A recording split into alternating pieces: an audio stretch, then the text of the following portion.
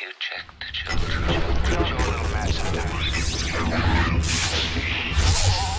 Hi, I'm Chucky. Wanna play?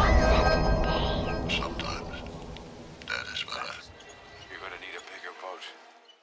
Hey everyone, welcome back to the Horror Show. I'm Cecil, Laird. Fuego, here. And we are here to do another Patreon request. This one coming from our friend Sam Glass. Love you, Sam. And this is actually one of the rare occurrences where Sam sends us a movie that isn't 60 years old to review. So this is one called The Witch in the Window. And quite honestly, I very much want to thank Sam for sending this one in. I am much more prone to watching newer movies than older movies for sure, especially if it's in the pre-80s. Yeah. If it's before when Jaws came out, I don't look forward to it. But of which I'm covering a few of those right now. yeah, exactly. But The Witch in the Window, I watched it again. And Shudder exclusive. I watched so many movies at this point, especially over the course of this channel, that if I wait a few years between watching a movie the first time and watching it again, I will have forgotten the majority of it, if not that I watched it entirely. And that, I believe, is the case for this.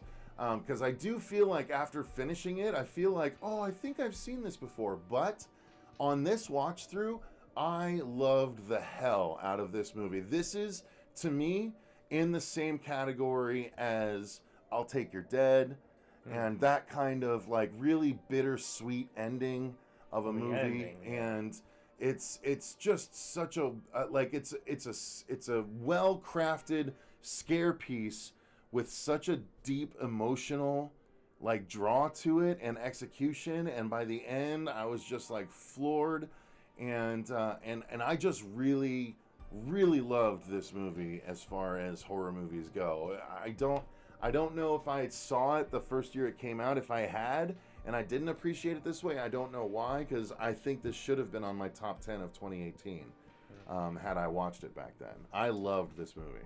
Yeah, perhaps I need to give it another watch then, because I checked this one out a couple months ago at this point, I want to say. It was at least before the end of the new year, and I was not super into it. From a performance standpoint, the dynamic between the father and the son, I thought was solid, but I felt like a lot of the rest of the stuff, especially with the ghostly presence and everything, were a little too tropey for my taste. But I mean, then again, I thought it was subverting tropes at a lot of different places. But well, sorry, I didn't mean to interrupt. No, you're good. You're good. I mean, so yeah, I wasn't super into this one, unfortunately. I didn't despise it or anything, but I will say, as we segue into the story, I did appreciate the fact that it was kind of taking an interesting look on the whole house flipping market and just people who are into that, and the fact that there is the kind of haunted house market too. Yeah, that as well. But yeah, I mean, as having known house flippers, being friends in real estate with certain sellers and whatnot, there is a bit of an unsavoriness to it, because you want to go and do some work on something and then sell it for a profit and whatnot. So I thought that was an interesting angle, but yeah, the dynamic between the father and the son and the mother had passed. That was never his intention, though. Yeah. Like, that's the thing. So. Well, I mean, segue in the story then, I guess, since you've watched it. So yeah, more recently basically, this young man is a product of, it's this boy. He's a product of a divorce, and it's his father has come to take him for some time. I don't know if it's like I'm trying to remember if permanent it was the summer handoff, or it's basically his father's going to get some time with him, and he takes him to this house that. He promises the mom that it's not meant to flip, that he didn't buy it to flip. That's what he's doing. Well, that's what he's doing. That's what he acts like he's doing. In actuality, he's actually buying the home with the intention of trying to put his family back together. And that's where the deepness of the movie starts to creep in.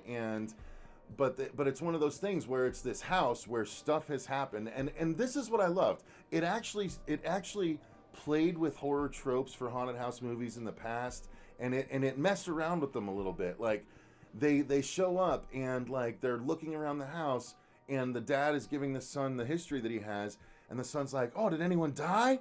And he's just like, "No, of course not." And he's like, "Oh, that's a bummer." And then they find out later that someone did die in the home, and the son's like, "Yeah," and the dad's like, "Oh man," like so it like subverts expectations. Yeah, and then I can see that. And then also when the ghost starts to appear. It's one of those situations where it's, you're used to movies where it's either, it's always one person that sees the phantasms and no one else believes them. But in this case, it was a situation where both the son and the dad are seeing stuff, so they're able to, like, they have conversations where, like, did you see anything? Like, well, what did you see? And it's like just a funny interaction that's like so real that no one ever does in movies because they never talk about it, or if they do, no one believes them. But the fact that they believe each other and they talk about it, it's untread ground in the horror genre, and I loved it for that. Yeah, and that was why I said that, you know, in just overall thoughts, that I did enjoy the chemistry between the father and the son and the way that both of their characters were written, because there was a little bit of a self-awareness aspect. And they had good chemistry together, and, you know, I mean, at one point it was like snippiness back and forth with each other, which I did appreciate. Yeah. Well, and at one point, the ghost, you know, like, the dad's like, "Hey, son, go grab this," and the son goes to grab it, and he stops in his tracks, and like, it's one of those, it's a moment that you've seen in other horror movies where the one character sees the ghost and the other character would not, and it's just like, yeah, just go on your way. But in this instance, the son is stopped in his tracks because he sees the ghost sitting in their chair, and the dad, and he's like, "Dad, Dad," and the dad comes out, and then the dad sees it too, and they both, like, the dad's like, you go downstairs, and then he starts to approach the ghost, and the son just approaches next to him, and, like, it's one of those things, they literally walk up on the ghost that's not reacting, like, it's stuff that we haven't seen because everyone always runs from the ghosts, and so this was like, okay, we both see it. There's two of us here. Maybe it's bullshit. And they walk up, and then the ghosts, you know, something happens. I'm trying not to spoil it, but something happens, and they both get scared and run out together. And, like, decisions have to be made, and it's super heavy when they find out why the ghost is there and what needs to happen going forward. And, like, what ultimately the result is in order for the family to be, quote unquote, happy. And that's where the heartbreak aspect that you were mentioning the story played out fantastically. The acting bore it out because the acting was phenomenal from all sides. Which is not what I have any criticism about. I mean, so to me, the story was great. The acting was great. The effects when they were there, totally sold. Like, I didn't have any issues with this movie. There's very little to no negatives I have on this movie. Yeah, it's one that since you were given so much high praise, it's a shorter watch too. It's like right around 80 minutes if I remember correctly. So it's not like a big dedication or anything. And so yeah, this is one when I'm working on some schoolwork, I can have it in the center. I don't know. Maybe it's it deserves the attention. Full attention. That's the thing. Yeah, it really does.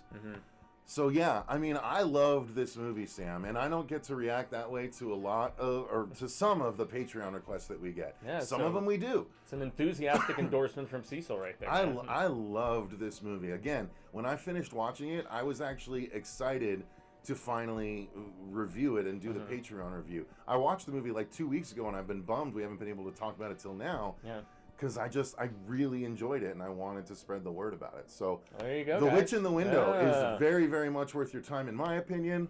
Maybe less so in Fuego's. Less for me, but yeah, it's on Shudder, and it's not like a big commitment or anything to check it out, guys. So. No, it's awesome. So thank you very much, Sam, again for the request. Thank you to all of our patrons for supporting the channel the way that you do. We greatly, greatly appreciate it. Until next time, though, I've been Cecil Laird. And gracias, I've been Jaime and Fuego. And remember, stay scared.